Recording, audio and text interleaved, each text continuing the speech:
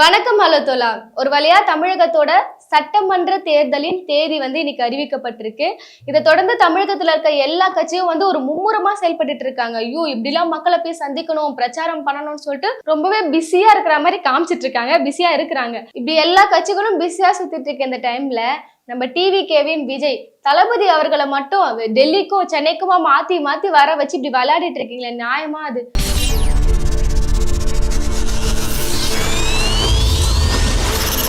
இந்நேத்துக்கு அண்ணன் எவ்வளவு மாவட்டங்கள் போயிட்டு எவ்வளவு பீப்புளை சந்திச்சு எவ்வளவு விஷயங்களை பண்ணிருப்பாரு. இப்படி தடுக்குதே இந்த திமுக அரசு. திமுக அரசு சும்மாவே இருக்க மாட்டாங்கப்பா. வேணும்னே போயிட்டு பாஜக கிட்ட போய் திமுக அரசு தான் சொல்லிடுச்சு, போயிட்டு விஜயை கூப்பிடுங்க, இந்நேத்துக்கு அவன் தேர்தல் பிரச்சாரம் எல்லாம் பண்ண விடாம தடுக்கணும்னு சொல்லிட்டு. இது ஒரு சதியாவே இருக்கு. ஆனா அண்ணன் டெல்லி போனதுல இருந்து ஒரே ரூமர்ஸ் என்னன்னு பார்த்தோன்னா, அவர் கூட்டணி பேச்சுக்காக தான் போயிருக்காரு. இங்க கரூர் விசாரணைக்காக எல்லாம் அவர் போல, அங்க போயிட்டு நைஸா பிஜேபி கூட எப்படின்னாவது கூட்டணி நடத்தணும்னு சொல்லிட்டு ஒரு முடிவுல போயிருக்காரு அப்படின்ற மாதிரி சில விஷயங்கள்லாம் ரூமர்ஸா கிளம்பி இருந்துச்சு. ஆனா இந்த விசாரணைக்கு அவருக்கு போறதுக்கு முன்னாடி நாள் கூட நம்ம பார்த்தோம்னா, கொஞ்ச நாள் முன்னாடி புஷி அண்ணன் தலைமையில ஒரு வீடியோ கான்பரன்ஸ் நடத்துறாங்க. இவங்களை பத்தி நம்ம பார்த்தோம்னா ரொம்பவே டெக்னிக்கலி டெவலப்பான ஒரு கட்சி. ஸோ இவங்க வீடியோ கான்பரன்ஸ் மூலமா ஒரு பிரம்மாண்டமான ஒரு கூட்டம் நடத்திருக்காங்க. ஒரு 132 மாவட்ட செயலாளர்கள் கிட்ட அதுல பங்கேற்றாங்கன்னு நினைக்கிறேன். ஸோ அந்த கூட்டத்துல புஷி அண்ணன் கேட்கிறாரு, இப்ப நீங்க எல்லாரும் என்ன முடிவுல தான் இருக்கிறீங்க? நம்ம இப்ப ஒண்டிக்கட்டையா நிக்கிறோம், நம்ம கூட்டணிக்கு அறிவிச்சோம், இந்த மாதிரி ஆட்சியிலும் பங்கு அதிகாரத்திலும் பங்கு அப்படி இப்படின்னு சொல்லிட்டு நம்ம என்ன கூவலிட முடியுமோ கூவலிட்டு பார்த்தோம். யாருமே நம்ம கூட கூட்டணிக்கு வரமாட்டாங்க. இப்ப நம்ம என்னதான் பண்றது சொல்லுங்கன்னு சொல்லிட்டு மாவட்ட செயலாளர்கள் கிட்ட எல்லாம் கேட்கும் போது ஒரு ஆலோசனை கூட்டத்துல பெரும்பாலான மாவட்ட செயலாளர்கள் என்ன சொல்லியிருக்காங்கன்னா, இல்ல நம்ம இந்த மாதிரி கூட்டணி கட்சிக்கு போயிடலாம், கூட்டணிக்கு ஒப்புதல் தெரிவிச்சிருக்காங்க. யார் கூட ஊழல் கட்சின்னு சொல்லிட்டு அதிமுக அடிச்சிருந்தாங்களே அவங்களையும், கொள்கை எதிரின்னு சொல்லியிருந்தாங்களே பிஜேபி, இவங்க எல்லாம் இணைந்து இருக்கிற என்டிஏ கூட்டணியில இணைவதற்கான ஒரு ஆலோசனை கூட்டம். அதுலயும் ஒருத்தர பேர் ஓகே சொல்லிருக்காங்க பாருங்க, நம்ம ஜாயின் பண்ணிக்கலாம்னு சொல்லிட்டு. அப்ப கொள்கை எதிரின்றது விஜய்க்கு மட்டும் தான் கொள்கை எதிரியா, மாவட்ட செயலர்களுக்கு எல்லாம் இல்லையா? இது ஒரு கூட்டம் சொல்லிட்டு அதுவும் பெரும்பான்மையானவங்க சொல்லியிருக்காங்கன்னா பாருங்க, அது என்ன கூட்டம் உள்ள நடந்துச்சோ தெரியல. இப்படி இந்த மாதிரி சில விஷயங்கள் அந்த கூட்டத்துல நடக்குது. புஷி ஒரு அறிக்கை வெளியிடுறாரு, இந்த மாதிரி பெரும்பாலான எங்களோட மாவட்ட செயலர்கள் எல்லாம் கூட்டணி வைக்கலாம்னு சொல்லிட்டு சொல்லியிருக்காங்க அப்படின்னு சொல்லிட்டு நாங்க ஒரு ஆலோசனை தீர்மானம் நிறைவேற்றிருக்கோன்ற மாதிரி அவர் வெளியே சொல்றாரு. ஆனா இதோட இறுதி முடிவு யார் எடுப்பான்னு பார்த்தோன்னா தளபதி தான் எடுப்பாருன்னு சொல்லிட்டு அவர் நழுவிட்டாரு. சோ இந்த மாதிரியான ஆலோசனை கூடம் இங்க நடத்திட்டு உடனே அண்ணன் டெல்லி நோக்கி புறப்படுறாரு. இங்கதான் எல்லாருக்கும் டவுட் வந்துருச்சு. ஆனா போன விசாரணை எப்ப பாத்தீங்களா, அண்ணன் கரெக்ட் டைமுக்கு போயிட்டாரு. என்னையாடா சோம்பேறி சோம்பேறின்னு சொல்றீங்க, அப்படிலாம் கிடையாது, நான் கரெக்ட் டைமுக்கு போறடான்ற மாதிரி ஷார்ப் டைமுக்கு போயிட்டாரு. இந்த வாட்டி அண்ணன் கஷ்டப்பட்டு அலாரம் வச்சு ஏஞ்சி கிளம்பி போனா ஆதவ் அர்ஜுனா சதி பண்ணிட்டாரு. எப்படின்னு பார்த்தோன்னா, நிறைய நியூஸ் நம்ம ட்ரெண்டா போயிருக்கோம், பார்த்துட்டு போய் நிறைய நியூஸ் எல்லாம் இப்போ அதை டெலீட் பண்ணிட்டாங்க. இந்த மாதிரி இங்க சென்னையில இருந்து அண்ணன் ஏர்போர்ட்டு கிளம்பி போயிருக்காரு டெல்லி போறதுக்காக. ஆல்ரெடி லேட்டுன்னு வச்சுக்கோங்களேன், 40 நிமிஷம் லேட்டா தான் இங்கிருந்து தனி விமானத்துல இருந்து ஏறி இருக்காரு. அப்படி என்ன கதைன்னு பார்த்தோன்னா, ஃபிளைட்ல ஏறும்போது முன்னாடி சோதனை நடத்துவாங்கல்ல, அந்த மாதிரி செக் பண்ணும்போது விஜயும் செக் பண்ணியிருக்காங்க. விஜய் பேக்ல ஒரு கத்திரிக்கோள் என்னமோ இருந்துச்சு போல. பாவம், அவரை எவ்வளவு சதி தாண்டா பண்ணுவீங்க, அவர் இருக்கிற டென்ஷன்ல இந்தாங்க பிடிங்க இந்த கத்திரிக்கோள் என்ன விடுங்கன்னு சொல்லிட்டு ஏறிட்டு இருக்காரு. அப்படியே ஏறிட்டு எங்கட ஆதவ் கரன்னு பார்த்தோன்னா ஆதவ் புடிச்சிட்டு இருக்காங்க. என்னன்னு பார்த்தோன்னா, ஆதவ் ஒரு உயர் ரக ஒரு விலையுறந்த ஒரு விஸ்கி பாட்டில அண்ணன் பையில வச்சிருந்திருக்காரு. அதுக்காக ஒரு சோதனை பிரிவுல புடிச்சிட்டு இருக்காங்க. புடிச்சு அங்கேயே 40 நிமிஷம் டிலே. அதனாலதான் அண்ணனுக்கு இங்க இருந்து கிளம்புறதுக்கே லேட் ஆயிட்டு இருக்கு.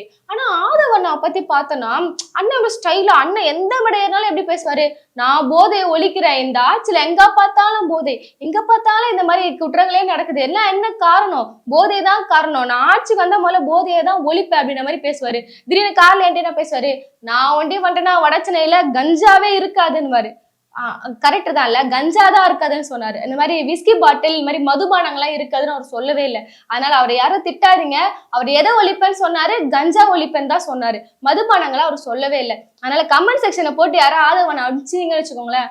ஆனா நம்ம இன்னொரு விஷயம் இப்படியே யோசிக்கலாம், ஒருவேளை திமுக தான் வேணும்னே ஆதவ் அர்ஜுனா போகும்போது அவர் பேக்ல இந்த பாட்டில போட்டு அமிச்சிட்டாங்களோ, ஒருவேளை இருக்குமோ? உங்களுக்கும் அப்படி தோணுச்சுன்னா கமெண்ட் செக்ஷன்ல சொல்லிடுங்க. சரி, இந்த மாதிரி அறக்க பறக்க கிளம்பி பாவங்க ஒரு மனுஷன் எவ்வளவுதான் தாங்குவாரு. ஏர்போர்ட்டுக்கு போயிட்டாங்க, டெல்லி விசாரணை முடிஞ்சிச்சு. பல மணி நேரங்களா அங்க விசாரணை நடந்துச்சு போல. சில விஷயங்கள்லாம் கேட்டிருக்காங்க போல, எப்படி நீங்க செந்தில் பாலாஜியை இந்த கேஸ் கூட நீங்க லிங்க் பண்றீங்க அப்படின்ற மாதிரி நிறைய விஷயங்கள்லாம் அங்க கேட்டிருக்காங்க. விசாரணை முடிஞ்சு வெளியே வரும்போது மக்கள் வெளியே நிக்கிறாங்க, சிபிஐ ஆஃபீஸ் வெளியே நிற்கும் போது அண்ணன் ரியாக்ஷன் பாத்தீங்களா, ஏறி ஏதோ தேர்தல் பிரச்சாரத்துக்கு வந்த மாதிரி மக்கள்கிட்ட பார்த்து ஓட்டு போட்டுருங்க எல்லாம் முடிஞ்சிச்சுன்ற மாதிரி ரியாக்ஷன் கொடுத்திருந்தாரு. இதை சோசியல் மீடியா எப்படி அடிக்க ஆரம்பிச்சிட்டாங்கன்னா, இன்னும் இது ஏதோ உள்ள போயிட்டு கூட்டணி பேசி முடிச்சுட்டு வந்து நான் பார்த்துட்டேன், கூட்டணி முடிஞ்சிச்சுன்னு சொல்ற மாதிரி இருக்கே அப்படின்ற மாதிரிலாம் கமெண்ட்ல போட்டிருந்தாங்க. இது எங்கேயோ பார்த்த மாதிரி வேற நம்மளுக்கு இருக்குது. முதல்வர் ஸ்டாலின் அவர்கள் வந்து காங்கிரஸ் கூட கூட்டணி பேசி முடிச்சுட்டு வரும்போது வெளியே ஒரு ரியாக்ஷன் கொடுத்தார்ல, கிட்டத்தட்ட சேம் ரியாக்ஷன் மாதிரி இருக்கு. ஸோ இவரும் பிஜேபி கூட கூட்டணி பேசிட்டு வந்ததா இந்த ரியாக்ஷன் கொடுக்குறாரா அப்படின்ற மாதிரி சில விஷயங்கள்லாம் வெளியே போயிட்டு இருந்துச்சு. ஃபுல்லா இவர் கண்டிப்பா பிஜேபி கூட கூட்டணி பேசதான் ஏன் உள்ள போயிருக்காரு அப்படின்ற மாதிரி நியூஸ் பரவ விஜய் தரப்புல இருந்து எந்த ஒரு பதிலுமே இது வரையுமே இல்லை. ஏன்னா அவர் எதுக்குமே பேசினது இல்ல. த்ரிஷா விஷயத்திலயும் சரி அந்த பொண்ணு அப்படி பேசாதீங்கன்னு அவர் பேசல. ஜனநாயகம் விஷயத்துலயும் சரி இந்த மாதிரி என்ன பிஜேபி அழுத்தம் கொடுக்குதுன்னு அவர் பேசல. கரூர் விஷயத்துலயும் சரி எதுவுமே பேசல. சோ இந்த மாதிரி பிஜேபி கூட்டணி பத்தி பேசும்போது மட்டும் அவர் வாயை திறந்துருவாரா? அவரு வாயை திறக்கல. ஆனா கட்சியில இருக்க சில நிர்வாகிகள் எல்லாம் வாயை திறந்திருக்காங்க. சிடிஆர் நிர்மல்குமார் இதுக்கு ஃபைனலா ஒரு என் கார்டு போடுற மாதிரி இன்னைக்கு ஒரு ட்வீட் போட்டிருக்காரு. அவர் என்ன சொல்றாருன்னா, இது எல்லாமே வந்து முழுக்க முழுக்க ஒரு வதந்தி. திமுக தான் இந்த மாதிரி எல்லாம் பேச சொல்லுது, பிஜேபி கூட கூட்டணின்ற மாதிரி அவர் ஒரு ட்வீட் போடுறாரு. செங்கோட்டையன் கிட்ட இதை பத்தி கேட்கும் போது செங்கோட்டையன் என்ன சொல்றாருன்னா, எங்க அதெல்லாம் இல்லைங்க, எல்லாரும் பேசுறதுக்கெல்லாம் நல்லா பதில் சொல்ல முடியாது. எங்க தலைவரை யாரு முதலமைச்சரா ஏத்துக்கிறாங்களோ அவங்க கூட மட்டும் தான் நாங்க கூட்டணி வைப்பேன் அப்படின்ற மாதிரி அவர் வச்சு முடிச்சிட்டாரு. இந்த விஷயங்கள்லாம் போயிட்டு இருக்கும் போது சி ஓட்டர் நிறுவனத்தோட யஷ்வந்த் அவர் என்ன ஒரு கருத்து சொல்றாருன்னா, விஜய் பிஜேபி கூட கூட்டணி வைக்கிறதுன்றது அவர் எது கூட கம்பேர் பண்றாருன்னா, எப்படி விஜய் வந்து சங்கீதாவை வெறுப்பேத்துறேன்னு சொல்லிட்டு த்ரிஷா கூட ஒரு வெட்டிங் அட்டன் பண்ணாரோ, அது மாதிரி நான் திமுக வீழ்த்துறேன்னு சொல்லிட்டு நீ பிஜேபி கூட கூட்டணி வைக்கிற, இது ரெண்டுமே சமம் தான், கிட்டத்தட்ட ஒண்ணுதான் அப்படின்ற மாதிரி அவர் ஒரு விஷயத்த கருத்தை வந்து சமூக வலைத்தளங்கள பதிவிடுறாரு. அது ஒரு சைடு இப்ப ட்ரெண்டா போயிட்டு இருக்கு. இதெல்லாம் சோசியல் மீடியால போயிட்டு இருக்க சில விஷயங்கள். இப்போ ஒரு கூட்டணி சாத்தியம்னு ஒண்ணு இருக்குல்ல, விஜய் இப்ப யார் கூட தான் கூட்டணி போக போறாரு, ஒருவேளை பிஜேபி கூட போனா என்ன ஆகும், போலனா என்ன ஆகும் சொல்லி இப்ப நம்ம ஒரு மேலோட்டமான சில விஷயங்கள்லாம் பாத்துடலாம். இப்ப தேர்தல் நெருங்கிடுச்சு. இப்ப கூட்டணி பத்தி பார்த்தனா ஒரு சைடு டிஎம்கே தலைமையிலான சில கூட்டணி இருக்கு, விசிகே அப்புறம் கம்யூனிஸ்ட்னு சொல்லிட்டு இவங்க ஒரு சைடு இருக்காங்க. இன்னொரு சைடு பார்த்தனா என்டிஏ கூட்டணியில எடப்பாடி அவர்கள் ஏடிஎம்கே கட்சி, இன்னொரு சைடு பிஎம்கே ராமதாஸ் அவங்க கட்சி, ஒரு சைடு வந்து இந்த பிஜேபி, இவங்க வந்து என்டிஏ கூட்டணியில இவங்க ஒரு சைடு இருக்காங்க, இந்த சைடு டிஎம்கே இருக்கு. இப்போ இன்னொரு சைடு பார்த்தனா சம்மந்தமே இல்லாம ஒருத்தர் விஜய் சொல்வார்ல அடிக்கடிக்க, ஏங்க களத்திலே இல்லாதவங்களை கூட நான் போட்டி போட முடியுமான்ற மாதிரி, அந்த வகையில பார்த்தனா ஒரு சைடு சீமான். அண்ணனுக்கு இருக்க தில்லாம் யாருக்குமே இருக்காதுங்க. அண்ணன் வந்து கூட்டணிலாம் இருக்க மாட்டாரு. ஏன் நான் ஜெயிச்சாதானங்க நம்மள கூட்டணி பத்தி நான் யோசிக்கணும், நான் தான் ஜெயிக்கவே போறது இல்லையே, நான் சும்மா அப்படி போய் பார்ட்டிசிபென்ட் சர்டிஃபிகேட் எல்லாம் கொடுப்பாங்களே அந்த மாதிரிதான் தேர்தலுக்குள்ள அண்ணன் வந்து அடிக்கடி வந்துட்டு போவாரு. அந்த வகையில அவர் தனித்து நிக்கிறாரு, அவர் சரி வச்சுப்போம். இப்ப விஜய்க்கு என்னதாங்க ஆப்ஷன் இருக்குன்னு பார்த்தோன்னா, இப்ப பரவலா பேசிக்கக்கூடிய விஷயம் என்னன்னா, விஜய் வந்து ராமதாஸ் மற்றும் சசிகலா அவங்க ரீசெண்டா வந்து கூட்டணி பேச்சுவார்த்தைக்காக ஒரு மீட்டிங் அட்டென்ட் பண்ணாங்க. சோ இவங்க கூட விஜய் இணைய வாய்ப்பு இருக்கா அப்படின்ற மாதிரி ஒரு விஷயம் போயிட்டு இருக்கு. ஃபர்ஸ்ட் நம்ம பாத்துடலாம், விஜய் பிஜேபி கூட இணைந்தால் அது என்ன ஆகும் அப்படின்னு ஒரு விஷயம் பாத்துடலாம். ஃபர்ஸ்ட் விஜய் வந்து பிஜேபி கூட ஒரு கூட்டணி வச்சுட்டாருன்னா இப்ப இருக்க யங்ஸ்டர்ஸ் மத்தியில ஒரு பெரிய ஒரு நம்பகத்தன்மையை இழப்பாரு. ஏன்னா நீங்க டிஎம்கே வீழ்த்துறேன்னு சொல்லிட்டு நான் ஒரு புதுசான ஒரு மாற்றம் கொண்டு வர போறேன், அரசியல் மாற்றம் கொண்டு வர போறேன்னு சொல்லிட்டு உள்ள வந்துட்டு இங்க இருக்க ஆளுங்கட்சிகள் பழைய ஏடிஎம்கே எல்லாம் என்ன பண்ணிட்டு இருக்கோ அதே விஷயத்த நீங்க செஞ்சீங்கன்னா கண்டிப்பா தமிழக மக்கள் வந்து உங்களுக்கு ஓட்டு போடவே மாட்டாங்க, அந்த நம்பிக்கைத்தன்மை போயிடும். ஏன்னா ஒரு மனுஷனுக்கு கொள்கைன்றது அவ்வளவு முக்கியங்க. உங்க கொள்கையே மீறி நீ வந்து கொள்கையாச்சு இதுவாச்சுன்னு சொல்லிட்டு நீங்க ஒருத்தர் கூட போய் கூட்டணி வச்சீங்கன்னா தமிழக மக்கள் கண்டிப்பா உங்களுக்கு ஓட்டு போட மாட்டாங்க. ஏன்னா நீங்க மேடையா ஏறி நீங்க பேசினது அப்படி என் கொள்கை எதிரி பிஜேபி தான், அவங்களை எதிர்த்து நான் நிற்பேன்னு சொல்லிட்டு நீங்க பேசின விஷயங்கள்லாம் யாருக்கு எதிரா இருக்குன்னா பிஜேபிக்கு எதிரா இருக்கு. இப்படி எல்லாம் பேசிட்டு இப்ப போய் கூட்டணி வச்சீங்கன்னா கண்டிப்பா மக்கள் என்ன பார்த்தனா உனக்கு முட்டாள் மாதிரி இருக்கா அப்படின்னு கேட்க மாட்டாங்களா? கண்டிப்பா கேட்பாங்க. இது ஒரு விஷயம். ஒருவேளை அவர் இணைஞ்சிட்டாருன்னா இன்னொரு சைடு பார்த்தோன்னா இப்போ இன்னொரு போட்டி போயிட்டு இருக்கு. ஒருவேளை அவர் என்டிஏ கூட்டணியில இணைஞ்சாருன்னா எடப்பாடி விஜய் இல்ல யார் முதலமைச்சரா இருப்பாங்க, யார் துணை முதலமைச்சரா இருப்பாங்கன்னு பார்த்தோன்னா ரொம்ப அரசியல் அனுபவம் படி பார்த்தோன்னா எடப்பாடி அவர்கள் ஒருவேளை முதலமைச்சர் ஆயிட்டாங்கன்னா எடப்பாடி அவர்கள் முதலமைச்சரா இருக்கணும், விஜய் அவர்கள் துணை முதலமைச்சரா இருக்கணும். இல்ல 2.5 வருஷம் நீ இப்படி இரு, 2 வருஷம் நான் இப்படி இருக்கின்ற மாதிரி சில விஷயங்கள்லாம் பேசிட்டு இருக்காங்க. இப்படி போகும்போது விஜய் அதுக்கு ஒத்துப்பாரா? என்ன சொல்லியிருக்காரு, ஸ்ட்ரைட்டா சிஎம் தான், அண்ணன் எடுத்ததும் ஹீரோ தான்ற மாதிரி நான் எடுத்ததும் சிஎம் தாங்க ஆவேன், என்னோட இலக்கே சிஎம் தான் சொல்லிட்டு இவ்வளவு நாளா பேசிட்டு இருக்காங்க. இப்படி இருக்கும்போது அவரால் என்டிஏ கூட்டணியில வைக்கவே முடியாதுங்க, ஒரு கூட்டணிக்கே போக முடியாது. இதுக்கு எடப்பாடி அவர்களை ஒத்துப்பாங்களா? ஒருவேளை என்டிஏ கூட்டணியில விஜய் வந்தா எவ்வளவு தொகுதிகள் வந்து விஜய்க்கு ஒதுக்கப்பட வேண்டும், அவரே வந்து இப்பயே கம்மியான தொகுதியில இருக்கிறோம், தொகுதி குறைக்கவே முடியாதுன்ற மாதிரி ஒரு பட்சத்துல அவர் இருக்கிறாரு. ஆல்ரெடி அவர் பிஎம்கேக்கு அந்த மாதிரிலாம் தொகுதிகள் தொகுதிகள் ஒதுக்கப்படணும் அந்த என்டிஏ கூட்டணியில. இப்ப விஜயும் சேர்த்துட்டு என்னால தொகுதிகள்லாம் குறைச்சிக்கவே முடியாது, நானும் சிஎம் தான்ன்ற மாதிரி அவரு ஒரு சைடு நிக்கிறாரு. சோ விஜய் எடப்பாடி அவர்களோட கூட்டணின்றது இன்னுமே ஒரு சிக்கலான ஒரு விஷயம் தாங்க. அடுத்ததா பார்த்தா இன்னொரு விஷயம் பேசுறாங்க. என்னன்னு பார்த்தோன்னா, விஜய் வந்து ஒருவேளை சசிகலா, ராமதாஸ் இவங்க கூட வந்து ஒரு கூட்டணிக்கு போயிட்டாருன்னா இன்னும் கொஞ்சம் டிவிக்கே பலம் ஆயிடல அப்படின்ற மாதிரி ஒரு விஷயம் இருக்கு. அப்படியே விஜய், ராமதாஸ், சசிகலான்னு சொல்லிட்டு ஒரு கூட்டணிக்குள்ள வந்தாலுமே இது ஒரு பெரிய புரட்சியை ஏற்படுத்துமா அப்படின்னு நம்ம கொஞ்சம் டீப்பா யோசிச்சோம்னா அப்படிலாம் இல்லைங்க. இப்ப நம்ம பார்த்தோம்னா டிவிக்கேக்கு அணில்கள் போட போற ஓட்டு வந்து அது ஒரு சைடு இருக்க போகுது. அடுத்ததா சசிகலா, அவங்க வந்து பெரிய ஒரு வாக்கு வங்கியெல்லாம் அவங்க எடுத்துட்டு வர போறது இல்ல. அவங்க ஏடிஎம்கே இருந்து கிடைக்கிற ஒரு கணிசமான ஓட்டை இப்படி பிரிச்சுட்டு எடுத்துட்டு வந்துருவாங்க.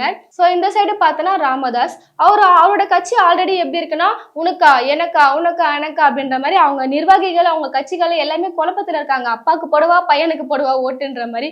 சோ அங்க இருந்து அவர் ஒரு கணிசமான ஓட்டுகளை எடுத்துட்டு வர போறாரு. சோ விஜய் வந்து இங்க கூட்டணி வச்சாலுமே அது டிஎம்கேக்கு சாதகமா தான் அமையும் கணிப்பு படி பார்த்தனா. ஏன்னா இங்க ஏடிஎம்கே கிடைக்க போற வாக்கை இங்க சசிகலா பிரிக்க போறாங்க, அங்க பிஎம்கேக்கு போக வேண்டிய வாக்கை இவங்க பிரிக்க போறாங்க. சோ எப்படி பார்த்தாலும் அது டிஎம்கேக்கு சாத்தியம் தான் அப்படின்ற மாதிரி சில வல்லுநர்கள்லாம் அவங்க கருத்தை தெரிவிச்சுட்டு வராங்க. அதனால ஒரு ஃபன்னியான ஒரு விஷயம் என்னன்னா, எல்லாரும் கூட்டணி பத்தி பேசிட்டு இருக்கோம், எலெக்ஷன் வருது கூட்டணி எப்படி இருக்க போகுதுன்னு சொல்லிட்டு. இதுல ஒரு முக்கியமான ஒரு விஷயம் என்னன்னா, டிவிக்கு கட்சிக்குள்ளேயே பல பிரச்சனைகள் இன்னும் இருக்கு. அதாவது இப்போ ஒரு தொகுதி எடுத்துட்டோம்னா அத்தனை வேட்பாளர்கள் தேவைப்படுது. வேட்பாளர்களை தேடி கண்டுபிடிக்கவே டிவிக்குல பல பிரச்சனைகள் அவ்வளவு கஷ்டங்கள் இருக்கு. எங்க வேட்பாளரை தேடி கண்டுபிடிக்க முடியலங்க தொகுதியில. அப்படி ஒரு வேட்பாளர் இருந்தாலுமே அந்த கட்சி சார்ந்த அந்த தேர்தல் சார்ந்த பணிகள்லாம் செய்யறதுக்கு ஒரு போதிய பணம் இருக்கணும். அதனால உங்ககிட்ட பணம் இருக்கா, நீ இந்த தொகுதியில நிக்கிறனா நீ இவ்வளவு கோடி கணக்குல பணம் இருக்கணும், நீ செலவு பண்ணுவியா அப்படின்ற மாதிரி விஷயங்கள்லாம் டிவிக்கேல கேட்டிருக்காங்க. அங்க இன்னும் வேட்பாளர்களுக்கான என்னதான் நாங்க அறிவிச்சேன்னு சொன்னாலுமே வேட்பாளர்களுக்கான பற்றாக்குறைன்றது இன்னும் உள்ள இருக்கு. சோ அவங்க பேஸ்மெண்ட் லெவல்ல இருந்து இன்னும் தேர்தலுக்கு ரெடி ஆகல. நம்ம இங்க வந்து கூட்டணி பத்தி பேசிட்டு இருக்கோம், இது எந்த வகையில சாத்தியம்ன்றதை தொடர்ந்து பார்ப்போம். ஆனா உண்மையாலே பிஜேபி பத்தி பார்த்தோம்னா அவனோட ஃபுல் தாட் இப்ப எப்படி இருக்குன்னா, எப்படியாவது வலுக்கொட்டாயமா இங்க இருக்க என்டிஏல விஜய சேர்த்துடணும். ஏன்னா ஆல்ரெடி என்டிஏ கூட்டணி இருக்க எல்லாருமே வந்து ஒரு வலுக்கட்டாயமான முறையில தான் அந்த கூட்டணியில இருக்கிறாங்க.